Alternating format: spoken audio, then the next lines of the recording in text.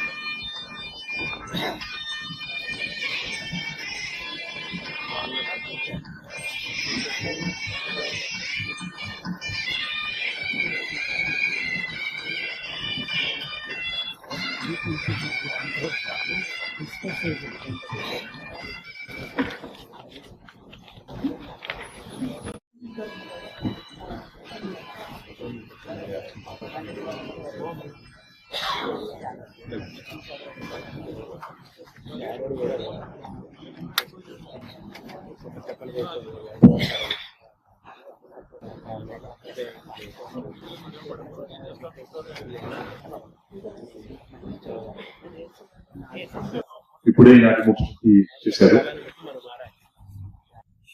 హైదరాబాద్ లో traffic problem ఎంత ఉందో అనేటువంటి విషయాన్ని దృష్టిలో పెట్టుకుంటే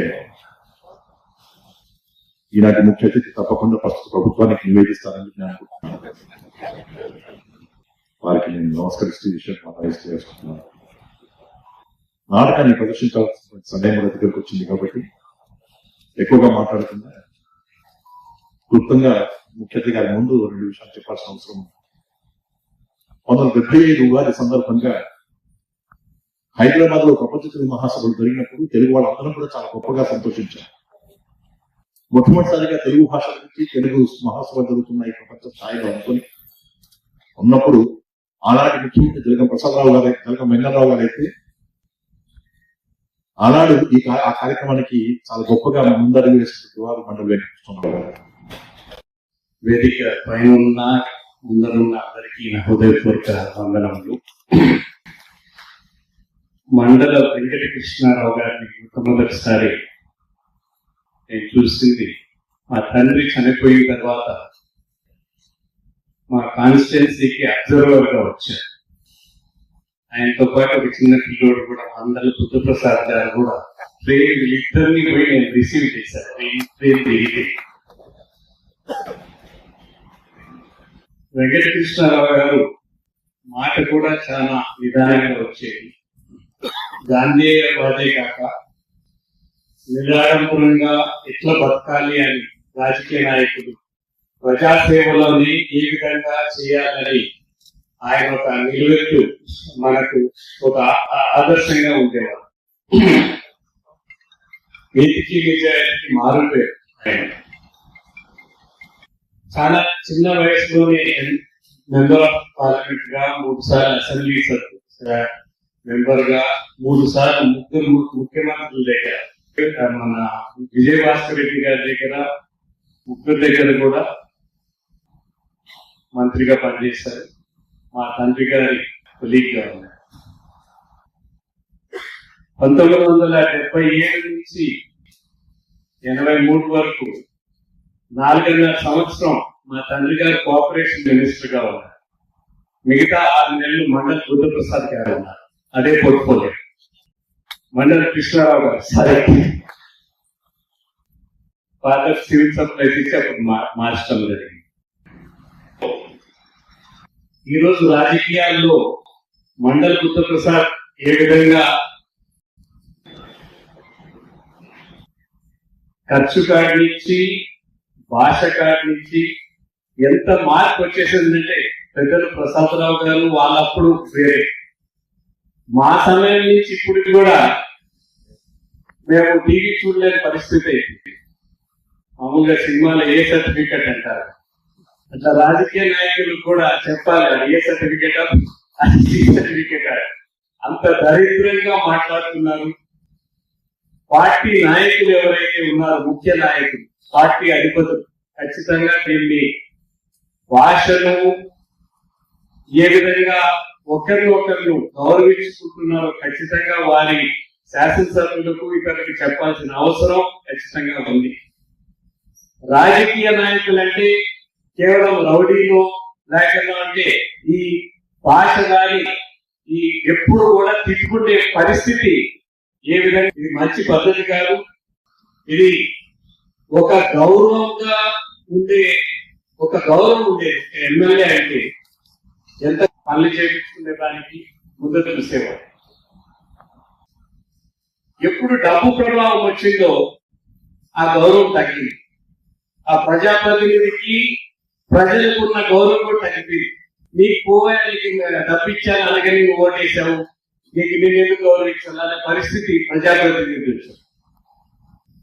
ఓటర్ ఏ విధంగా ప్రజాప్రతినిధి దగ్గర గౌరవం కూడా పోయిందో అదే విధంగా ఎమ్మెల్యేల దగ్గర వాళ్ళ నాయకులకి గౌరవం పోయింది. కానీ మా కళ్ళకు అందనంత దూరం పెట్టిపోయిన మా సహనకుడు బడుగు ఈ మా తాకలని చూడండి చెట్టు కాకుండా చెట్టు కూడా ఇది మీ బావు ఏమిటో నాకు ఇప్పుడు అర్థమైంది. నేనేమి ఇవ్వక్కర్లేదని, ఇవ్వటంలో ఉండే బాధ ఏమిటో నాకు తెలియదని, అందుకే నేను ఈ చట్టాన్ని సమర్థిస్తున్నానని మీరంతా అనుకుంటున్నారు. మహాజనులారా, అందరూ జాగ్రత్తగా వినండి. నాకు 7 ఎకరాల 17 సెంట్ల భూమి ఉంది. అందులో 5 ఎకరాలు భూమి లేని నిరుపేదలకు తక్షణం పంచిచ్చేస్తున్నామని ప్రకటిస్తున్నాను. ఈ చట్టం యొక్క గొప్ప సదాశయం ఇవ్వగా మనిషికి అన్నం పెట్టే ఈ భూమి కొందరి చేతుల్లోనే బందీ అయిపోయింది. రాజులు, పెత్తందారులు, భూస్వాములు ఒకరి తర్వాత ఒకరు ఈ భూముల మీద హక్కులు అనుభవించారు. 6 వారం కష్టపడి చెమటోడ్చి పంటలు పండించే రైతులకు, రైతు కూలీలకు ఈ భూముల మీద హక్కులు కల్పించడమే ఈ చట్టం యొక్క మదాశయం. దయచేసి మీరంతా ఈ చట్టాన్ని సమర్థించండి, అంగీకరించండి. మరొక్క మాట, ఇప్పటిదాకా మా దగ్గర ఉన్న ఆస్తుల వివరాలు, బ్యాంకు బ్యాలెన్స్, ఇప్పటికి మా దగ్గర ఉన్న బంగారం వివరాలన్నీ కూడా బహిరంగంగా ప్రకటిస్తున్నాం. వాటి నిజానిజాలు మీరు ఎప్పుడైనా తనిఖీ చేసుకోవచ్చు. పదవి అంటే బాధ్యతలు మాత్రమే, డబ్బు సంపాదించే మార్గం కాదు. రాజకీయ రంగం అంటే అదొక సేవా క్షేత్రం. చట్టం మాటల ప్రజల ధనాన్ని దోచుకునే దోపిడీ వ్యవస్థ కాదు, కాకూడదంటే నా ఆశ, ఆకాంక్ష. దయచేసి నన్ను అర్థం చేసుకోండి.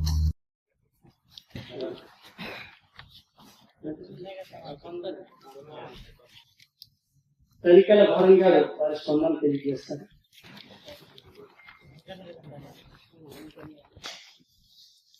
ఒక నాటకం చూస్తూ ఒక ఉద్విగ్నతకు లోనైన కళ్ళ నుండి ఫస్ట్ టైం చాలా ఏళ్ల తర్వాత నాటకం చూస్తూ కనీరు కట్టాలి. అంత అద్భుతంగా రచన, ప్రదర్శన సమతుల్యం, బ్రహ్మాండంగా. సరిగ్గా దివిసీమ జరుగుతున్నప్పుడు మేము స్టూడెంట్స్ అందరం కలిసి తిరుపతికి ప్రయాణం ఉన్నాం. తిరుపతికి వెళ్ళినట్టు పేపర్లో దివిసీమ 30 ఉందన్నమాట. అంచేత మనం ప్రతిరోజు అది ఫాలో అయ్యాం. ఆ బీభత్సం వాళ్ళు ఒకసారి ఆ కళ్ళ ముందు కట్టేటప్పటికి తట్టుకోలేకపోయాను. నిజంగా ఈ రచన, దర్శకత్వం, నటన, ఈ కార్యక్రమం ఆ మహానుభావుని మళ్ళీ ఒక 100 సంవత్సరాలు జీవించేలా చేసింది. అందుకు ఇవాళ ఈ ప్రదర్శన చేసిన వాళ్ళు ఒక అద్భుతమైనటువంటి ప్రదర్శన మనం చూసాం. ఇది నాటకీతి చేస్తారని నాకు తెలియదు.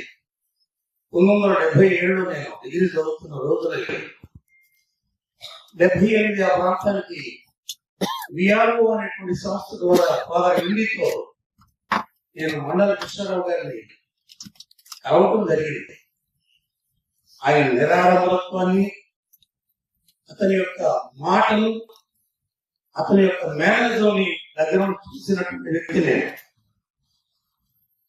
ఎప్పుడైతే మండల కృష్ణారావు గారిని అంతటి సింప్లిసిటీతో చూశారో, ఫాదర్ వెండి బెల్జియం నుంచి కోటు, బూట్లు, సూట్ వేసుకొచ్చినటువంటి వ్యక్తి ఆనాటి నుంచి బూట్లు, సూట్లు పక్కన పడేసి కాలుకు హవా చెప్పులు వేసుకొని పైకి లాల్చిస్తూ రామాయణ పునర్నిర్మాణంలో పాల్గొన్నారు. ఒక ఎన్నికల సంస్థ రోటరీ క్లబ్బులు ఇంకొకటిగా అనేక రకాల సంస్థ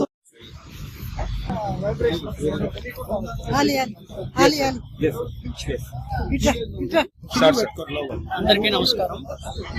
ఇప్పుడే మహాపురుషుడు మండలి అనే నాటకాన్ని మనం రవీంద్ర భారతిలో ప్రదర్శించడం జరిగింది. 2.5 గంటల పాటు సాగినటువంటి నాటకంలో మండలి వెంకటకృష్ణారావు గారు వారి తాలూకా జీవిత విశేషాలని, అంటే ఆనాడు ఉప్పిన మనందరికీ గుర్తున్నటువంటి విషయం. ఆ రోజుల్లో ఆ ఉప్పెన్లో అద్భుతమైనటువంటి సేవలు అందించారు ఆయన. అంటే మొత్తం ఇంచుమించు ఒక 20,000 మంది జల సమాధి అయిపోయినటువంటి సందర్భంలో, వేలాది పశువులు, వేలాది ఎకరాల పంట నష్టం జరిగినటువంటి సందర్భంలో అంటే ఏం చేయాలో, ఎలా బతకాలో దిక్కుతోచినటువంటి ఒక విపత్కర పరిస్థితుల్లో ఆయన నడుం కట్టి సమాజాన్ని ముందుకు నడిపి ఆ దివిషయమును మళ్ళీ పునరుద్ధరణ చేసినటువంటి మహానుభావుడు ఆయన. అలాగే తెలుగు భాషకి ప్రపంచంలో ఉన్నటువంటి తెలుగు వాళ్ళందరూ ఏకం కావాలి అనేటువంటి ఒక నినాదం ఇచ్చినటువంటి గొప్ప మహానుభావుడు. తెలుగు భాషకు ప్రాణం పోసినట్టు చెప్పుకోవాలి మనం. ప్రపంచ తెలుగు మహాసభలు నిర్వహించి, అలాగే అకాడమీలు ఏర్పాటు చేసి, విశ్వవిద్యాలయాలు ఏర్పాటు చేసి తెలుగు భాషకి ఒక అనితరమైనటువంటి సేవను అందించినటువంటి వారు. ఈ సేవలతో పాటు ఆయన జీవితంలో ఉన్నటువంటి విశేషం ఏమిటంటే చాలా నిస్వార్థపరుడు. అంటే ఆయన కేబినెట్ మినిస్టర్ అయ్యి ఉండి కూడా కారు కూడా వెళ్లకుండా బస్సుల్లో ప్రయాణం చేసినటువంటి వాడు. అలాగే దండ వేస్తే మీకు 3 రూపాయలు, మీ ఒక రోజు కూలి 3 రూపాయలు ఆ రోజుల్లో వచ్చేది. ఆ 3 రూపాయలు మీ చెమట చుక్కలతో నాకు దండలు వేస్తారా అని చెప్పి ఆ దండలను కూడా వద్దని చెప్పినటువంటి గొప్ప మహానుభావుడు, నిరాడంబరుడు, నిస్వార్థపరుడు. ఆయనకు ఉన్నటువంటి 7.5 ఎకరాల్లో 5 ఎకరాల భూమిని పేద ప్రజలకు ఇచ్చినటువంటి వాడు. ఆ విషయాలన్నీ మనం ఈరోజు నాటకంలో చూసాం. వీటిని ఈ ఐడియాస్ ఏవైతే ఆయన జీవిత ఆశయాలుగా బతికాడో అవి ప్రజల్లోకి ఈనాడు ఉన్నటువంటి రాజకీయ నాయకులు నేర్చుకోవాల్సినటువంటి అవసరం ఉంది. సరే, మీరు నాటక రూపంలో బయటికి తీసుకొచ్చారు. మహాత్మారావు జ్యోతి పూలే కానివ్వండి, ఇది కానీ నెక్స్ట్ ఏదైనా రాబోతుందా? అంటే పండగ సాయన్న అని చెప్పి తెలంగాణలో మన పాలమూరు జిల్లాలో ఒక పెద్ద విప్లవకారుడు ఆయన, గొప్పవాడు. ఆయన నాటకం రాబోతుంది. Thank you sir.